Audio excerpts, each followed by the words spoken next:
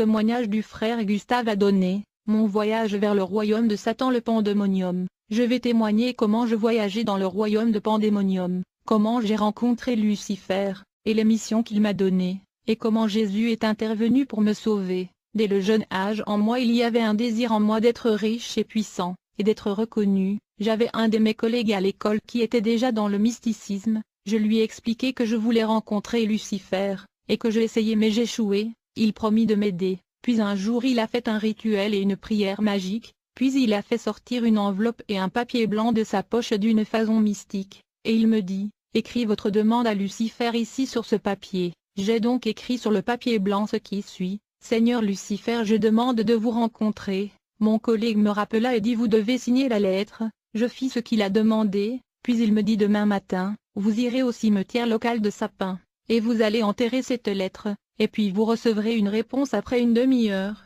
Il a précisé qu'il n'y a pas de garantie que cette démarche va marcher, mais au cas où elle marche, bonne chance à vous. Je suis allé le lendemain au cimetière local de Sapin, j'ai enterré la lettre, et après 30 minutes j'ai déterré la lettre et je l'ai ouvert. J'ai remarqué que le contenu de la lettre avait changé, il était maintenant écrit avec le sang humain et c'était frais. Je me suis donc mis à lire la lettre. Les instructions dans cette lettre me demandaient à trouver le cercueil d'un homme particulier appelé Moreau. L'homme en question était un riche rosicrucien enterré dans ce cimetière il y a des années. Après avoir recherché, j'ai finalement réussi à trouver le cercueil de Monsieur Moreau. Je me suis mis donc à réciter des prières incantatoires qui étaient contenues dans la lettre. Je faisais des prières magiques quand tout à coup le cercueil de Monsieur Moreau s'est ouvert, et un homme vêtu en blanc est apparu. Il brillait. Les instructions dans la lettre me recommandaient à entrer dans ce cercueil, et je devais m'allonger et remplacer Monsieur Moreau qui venait juste de disparaître. Frères et sœurs, dès que je me suis allongé dans ce cercueil selon les instructions contenues dans la lettre, mon esprit est sorti de mon corps. Je suis donc atterri dans un monde inconnu et mystérieux, alors que mon corps était resté dans le cercueil. Je voudrais vous rappeler qu'un cimetière est l'un des portails conduisant au royaume parallèle de Lucifer. Après mon atterrissage dans ce monde mystérieux, je réalisais que j'étais en face d'un boulevard construit en or. Il était spacieux, ce boulevard brillait, je ne pouvais pas voir la fin de celui-ci. Comme je observais ce boulevard, j'ai remarqué qu'il y avait des bâtiments et des maisons. Certains bâtiments étaient construits en or, et d'autres étaient en diamant. Je peux dire qu'il n'y a pas une ville sur cette terre qui peut égaler cette civilisation. Je me demandais ce qu'est ce monde où je me trouvais, j'étais un peu confus, puis il est venu dans mon esprit que j'étais dans le monde du Pandémonium, le royaume infernal de Lucifer.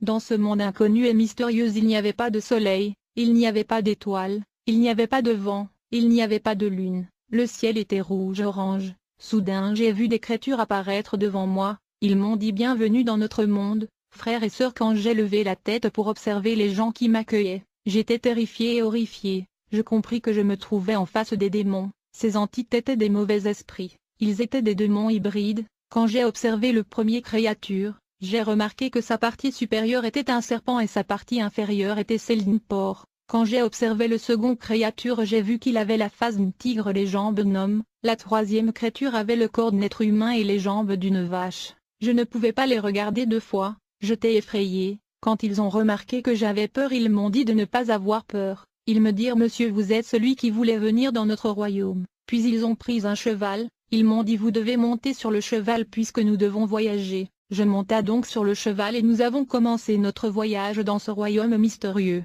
Pendant qu'on parcourait ce monde mystérieux, j'ai vu un chien, mais le visage de ce chien était celui d'un être humain. Et comme j'ai regardé ce chien attentivement, j'ai remarqué que le visage humain de ce chien était celle de mon défunt ami qui mourut il y a plusieurs années. Une de démons me demanda « Pourquoi êtes-vous si étonné ?» Je lui répondis que le visage de ce chien est celui de mon défunt ami. Il me répliqua en disant « Votre ami est déjà mort donc vous devriez l'oublier ». Puis nous avons continué notre trajet. Alors que nous avancions dans ce royaume, je remarquai que dans ce boulevard il y avait beaucoup de jolies voitures. Certains modèles de ces voitures sont aussi sur la terre, mais d'autres ne sont pas encore sur la terre. Ce qui était étrange c'était que, lorsque j'y observais une voiture Jeep dans le boulevard et quand j'ai regardé de plus près j'ai réalisé qu'il était en réalité un squelette humain qui rampait. La même chose se produit quand je regardais une voiture Nissan, il était un squelette humain, et quand j'observais une voiture BMW, en observant j'ai remarqué que c'était un cercueil. Puis un des démons me demanda « Pourquoi êtes-vous si choqué ? Toutes ces voitures sont également dans votre monde sur la terre. » Je lui répondis que depuis que je suis né sur la terre je n'ai jamais vu quelque chose comme cela. Alors il m'y informa que sur la terre il y a des millions de telles voitures qui sont en vrai dire des cercueils, des squelettes humains et des hommes transformés en voitures. Il me dit attendez quand vous allez retourner sur la terre vous allez voir. Après cela nous continuons donc notre voyage. Je me souviens il y avait un de mon professeur au collège qui était mort il y a longtemps, il a été tamponné par une voiture et il était mort sur place. Mais alors que nous étions en train de parcourir ce royaume de démons, j'ai vu mon ancien professeur marcher avec son sac exactement comme il avait l'habitude de le faire sur la terre. Lorsque j'ai le vu j'ai commencé à l'aller afin de lui questionner, mais le démon me demanda de laisser tomber et de l'ignorer parce que le voyage est long, puis nous avons continué notre voyage. Alors que nous nous déplacions, nous avons rencontré un second groupe de démons, ils étaient en deux catégories, il y avait les démons squelettes et les démons en formes humanoïdes sans tête, mais ces démons sans tête avaient des ailes semblables à celles des chauves-souris. Les démons qui me transportaient me remirent aux mains de ces deux groupes de démons qui me salua et me demanda de monter sur un autre cheval. Ils ont mis un foulard noir autour de mon cou, ils m'ont dit nous t'emmenons rencontrer notre Dieu. Je ne sais pas ce qu'ils voulaient dire par Dieu. J'étais tellement effrayé par la harance et l'accoutrement de ces démons que l'un d'entre eux, un démon sans tête, me dit « Vous vous demandez si nous pouvions exister. Vous vous posez la question si des êtres comme nous existent vraiment?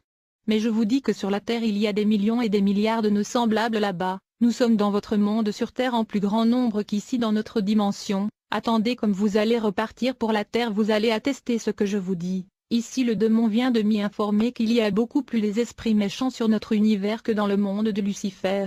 Je dialoguais à ces démons sans tête, mais j'étais surpris de voir comment ils pouvaient me parler sans avoir la bouche, et comme ils pouvaient lire ce que je pensais. L'un d'entre eux me répondit et dit, « Vous vous demandez comment nous sommes en mesure de vous parler même si nous ne disposons pas des têtes. » Alors ce démon souleva son bras, c'était terrifiant de voir sa bouche sous son bras. Après cela nous avons donc continué à avancer. Comme nous étions arrivés près de notre destination, je commençais à entendre le son d'une mélodie musicale agréable à écouter, et le son de cette mélodie provenait d'un endroit lointain. J'ai questionné un de ces démons qui m'accompagnait à propos de l'origine de cette musique que j'entendais. Le démon squelette me répondit, « La musique provient de la résidence de notre Dieu. » Et quand j'ai regardé le lieu où provenait cette musique, j'ai vu un royaume lumineux, une civilisation massive, brillant et dorée. La ville émettait une lumière intense et éclatante. L'un des démons me dit, « C'est là que notre Dieu Lucifer habite, et nous ne sommes pas loin, en quelques minutes nous allons arriver. » Lorsque nous sommes approchés de la frontière de ce royaume lumineux,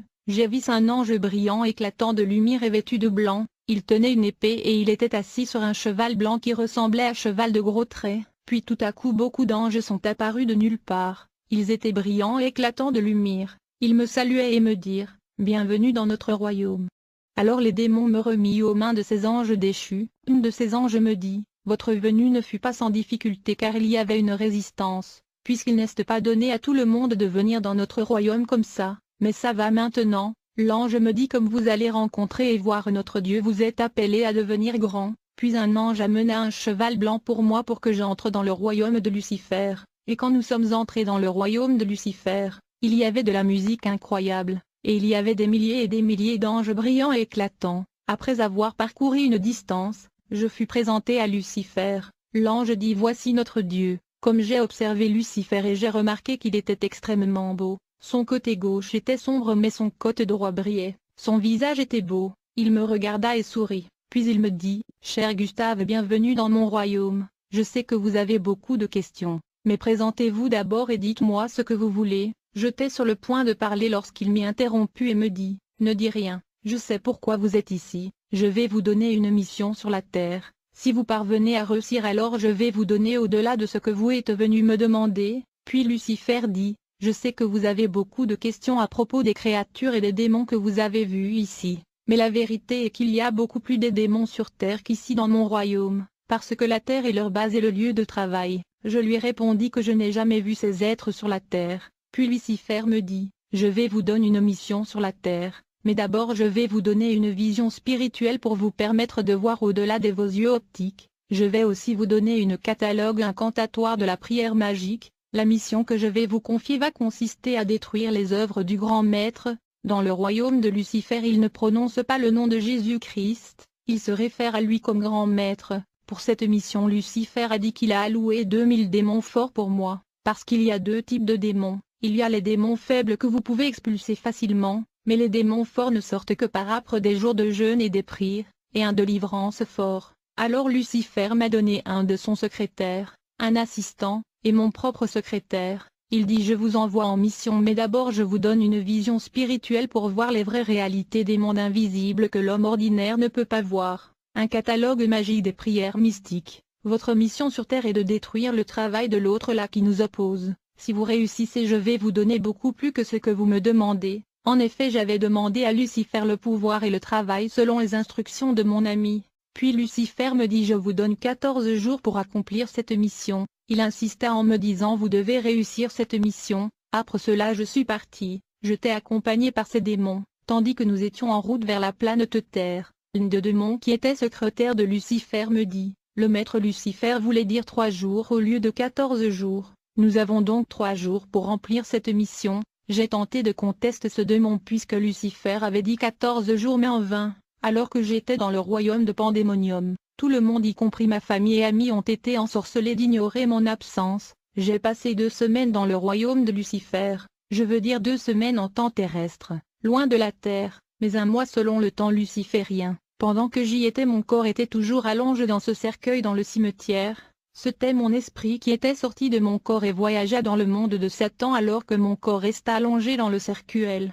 Nous étions avec le démon lorsque nous avons finalement arrivé dans le cimetière de sapins, et mon esprit est rentré dans mon corps qui était allongé dans le cercueil de Monsieur Moreau. Alors je me suis levé et je suis sorti du cercueil. Quand je suis sorti du cimetière je remarquai que je marchais dans l'espace. Mes pieds ne touchaient pas le sol, mais les hommes ordinaires ou naturels ne peuvent pas voir tout ceci, parce que la vision optique humaine est limitée. Bien-aimé, quand je suis sorti du cimetière je fus étonné et horrifié. J'ai vu des milliers, et des millions de démons de toutes sortes, de toutes les couleurs, et toutes genres, exactement comme Lucifer m'avait prévenu. Il y a beaucoup plus de démons sur la terre que dans son royaume. Il n'y avait pas d'espace. C'est comme si les démons sont plus nombreux que la population humaine sur la terre, plus que ce que j'ai vu dans le royaume de Lucifer.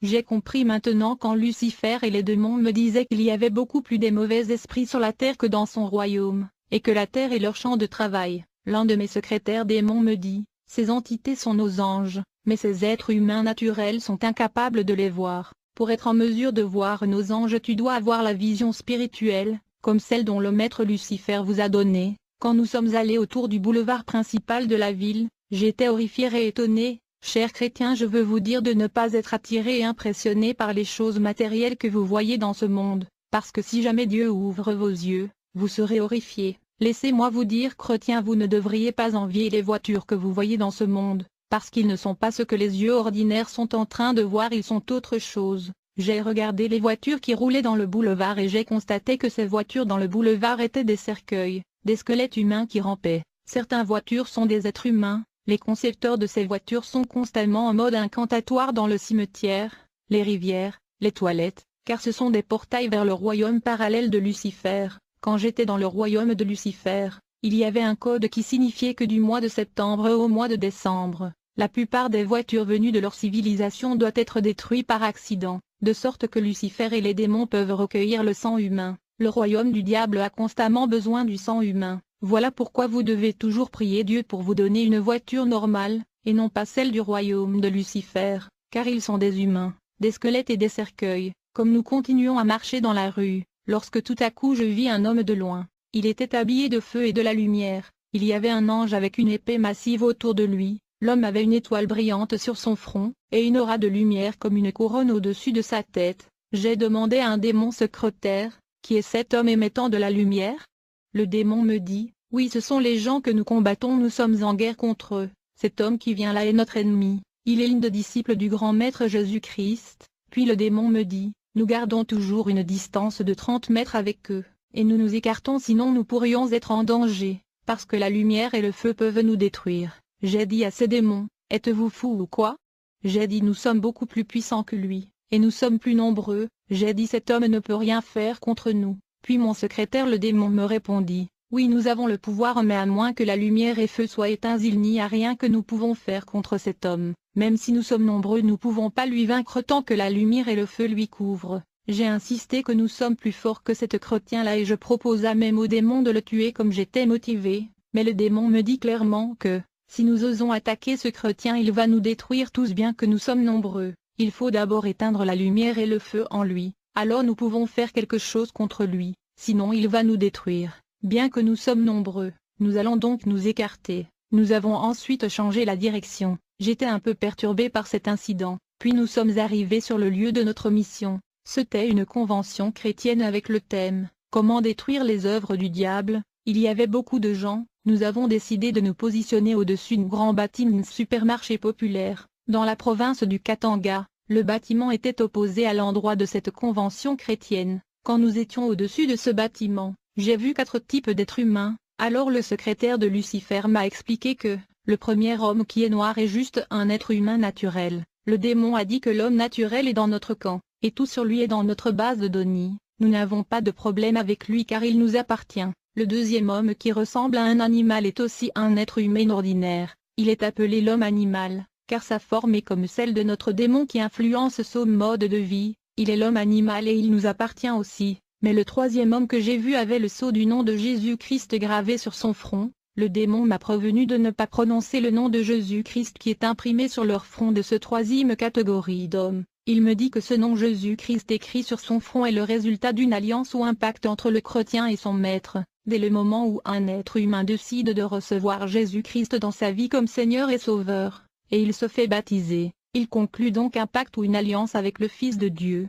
Et par conséquent le nom de Jésus-Christ sera imprimé sur son front. Alors le secrétaire de Lucifer me fit une remarque en me disant, « Si vous regardez et observez le troisième homme attentivement, vous remarquerez que, le nom de Jésus-Christ est un peu flou ou effacé, son sceau n'est plus brillant. Cela est parce que bien qu'il soit dans l'alliance avec le Fils de Dieu, nos démons sont toujours en train d'influencer son comportement et ses actions. » Puis le démon a dit que ce troisième type homme est aussi dans notre camp et il nous appartient. Et s'il meurt comme ça dans les transgressions nous allons lui transférer en enfer pour le jugement et le châtiment. Le quatrième homme que j'ai vu avait aussi le sceau du nom de Jésus-Christ sur son front, mais elle brillait. Au-dessus de sa tête il y avait une couronne de feu, et il y avait un ange derrière lui qui tenait une épée. Il est écrit que l'ange de l'Éternel campe autour de ceux qui les craignent, et les arrache du danger. Ceux-ci étaient les 4 types d'êtres humains que j'ai vus dans cette convention chrétienne. Alors le démon m'y informa que nous sommes ici pour attaquer la 4e catégorie d'hommes qui est le chrétien qui brillait et qui était éclatant de lumière. Le démon me dit que nous sommes ici afin d'éteindre la lumière et le feu qui brille dans le 4e homme qui est les chrétiens vivants autre me cesse le chèque. Nous avons 3 jours pour éteindre le feu et la lumière des chrétiens vivants. Le démon m'a alors demandé, voyez-vous les gens debout en uniforme? Ils sont leurs commandos, ils sont appelés les intercesseurs, ils prient toujours, et ils citent le nom de leur maître, Jésus-Christ, qui est très dangereux. Leur feu peut nous atteindre ici, nous devrions donc nous déplacer dans une position plus sûre. Après consultation avec mon secrétaire démon, nous avons divisé les démons forts qui étaient 2004 groupes. Chaque groupe avait donc 500 chacun. Nous avons placé ces démons autour de cette croisade chrétien. Après cela mon secrétaire démon me dit que nous devrions attaquer le 2 pasteurs principal. Nous devrions commencer par la recherche d'une passerelle ou porte d'entrée. Nous appelons cela fondement juridique. Mon secrétaire démon a suggéré que nous devrions vérifier la vie de leurs enfants et leurs femmes. Alors j'ai envoyé 2 démons vers leurs enfants et 2 vers leurs femmes. Mais nous ne pouvions pas trouver le porte d'entrée et le fondement juridique. Je veux dire aux chrétiens qu'il est impératif pour les pasteurs d'enseigner leurs femmes et leurs enfants dans la Bible. Sinon ils deviendront une porte d'entrée pour des attaques démoniaques contre le ministère. Après cela nous avons commencé à vérifier le bureau de pasteur. Mon démon secrétaire a remarqué que le pasteur avait une secrétaire dont le fiancé était un non-croyant, un homme naturel. Immédiatement je fus une prière mystique et une robe apparut, et le démon prit cette robe et voya à une centaine de kilomètres dans la ville de Likasi où la famille de la secrétaire était. Un de mes démons a pris la forme de la fiancée du secrétaire du pasteur, et il est allé à la famille de la secrétaire. Il dit à sa famille, « Quand ma femme sera de retour vous lui donnerez ce robe dont je lui ai acheté. » Personne ne pouvait soupçonner qu'il avait affaire à un démon sous forme physique. Mais au moment où la secrétaire du pasteur reçoit la haine de sa mère à propos de cette robe démoniaque, le Saint-Esprit a commencé à faire pression sur la sœur de confesser et de renoncer et de ne pas aller. Puis le démon me dit d'observer comment l'Esprit Saint faisait pression sur cette sœur de ne pas aller, mais elle ignora la voix du Saint-Esprit. Puis elle est allée vers sa famille pour voir la robe dont le démon sous forme physique avait apporté. Dès que sa mère la présenta cette robe,